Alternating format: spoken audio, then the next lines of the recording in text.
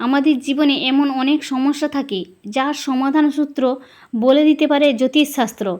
আজকের ভিডিওতে এমন কিছু ঘরোয়া টোটকার কথা বলতে চলেছি যা পালন করলে জীবনের অনেক সমস্যা মিটিয়ে দিতে পারে। তার মধ্যে একটি হলো গোলাপ ফুলের টোটকা। গোলাপ ফুল মা লক্ষ্মীর খুব প্রিয় ফুল। এর টোটকা জীবনের নানা সমস্যা মেটাতে ব্যবহার করতে পারেন জ্যোতিষ নিয়ম মেনে। দেখে নিন কিভাবে ব্যবহার করবেন এই গোলাপ ফুল। নমস্কার বন্ধুগণ, জয় মা দুর্গা চ্যানেলে আপনাদের সকলকে স্বাগত জানাই। কেমন আছেন সবাই? আশা করি আপনারা সবাই ঈশ্বরের কৃপায় ভালো আছেন।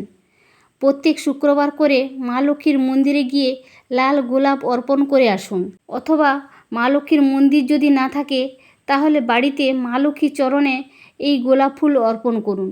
মনে রাখবেন, এই ক্রিয়াটি আপনাকে প্রতি শুক্রবার করতে হবে। ক্রিয়াটি মোট 11টি শুক্রবার করার পর অর্থের নতুন উৎস তৈরি হবে এবং আয়ও বাড়বে।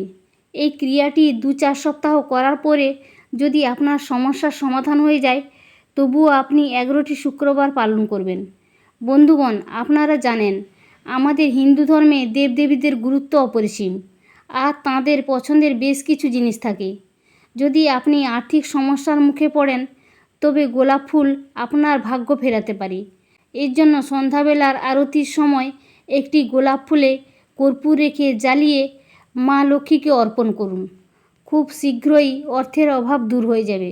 বন্ধুগণ, আজকের ভিডিওতে বলা টোটকাগুলি কার্যকরী। শীঘ্র অর্থ পাওয়ার জন্য প্রতি শুক্রবার পানের পাতায় গোলাপের 5টি পাপড়ি রেখে মা দুর্গাকে সমর্পণ করুন। শীঘ্রই একাধিক উৎস থেকে অর্থ আসা শুরু হয়ে যাবে। প্রতি শনিবার হনুমানজির মন্দিরে গিয়ে সিঁদুর ও তেল মিশিয়ে চোলা অর্পণ করুন। এরপর হনুমানজিকে গোলাপ ফুলের মালা পরান। এইখানে মেয়েদেরকে একটা কথা মাথায় রাখতে হবে, এই দুটি কাজ আপনারা পুরোহিতের দ্বারা করিয়ে নেবেন, কারণ হনুমানজি মেয়েদের স্পর্শ করেন না। তার সাথে অবশ্যই মুগের লাড্ডুর ভোগ দিন এবং এই প্রসাদ অন্যদের মধ্যে বিতরণ করুন। এই উপায়টি শনিবার দিন থেকে আরম্ভ করে পরপর 7টি শনিবার করলে সব মনস্কামনা পূর্ণ হয়ে যাবে। তবে এই সমস্ত ক্রিয়া বা টোটকা করার সময় অবশ্যই মনের ধৈর্য, ভক্তি এবং বিশ্বাস নিয়ে করতে হবে, তবে সঠিক উপকার পাবেন। মনের মতো চাকরি পাচ্ছেন না? ভালো চাকরির জন্য শনিবার ও মঙ্গলবার সকালে স্নান করে শুদ্ধ বস্ত্রে ঘর থেকে খালি পায়ে হনুমানজির মন্দিরে যান আর তাকে লাল রঙের গোলাপ ফুল অর্পণ করুন। এই উপায়টি 40 দিন ধরে ক্রমাগত করলে ভালো চাকরির যোগ তৈরি হয়।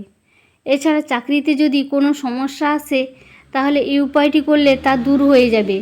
তাহলে বন্ধুগণ, আজকে ভিডিওতে বলা উপায়গুলো চেষ্টা করে দেখুন, উপকৃত হবেন। ধন্যবাদ।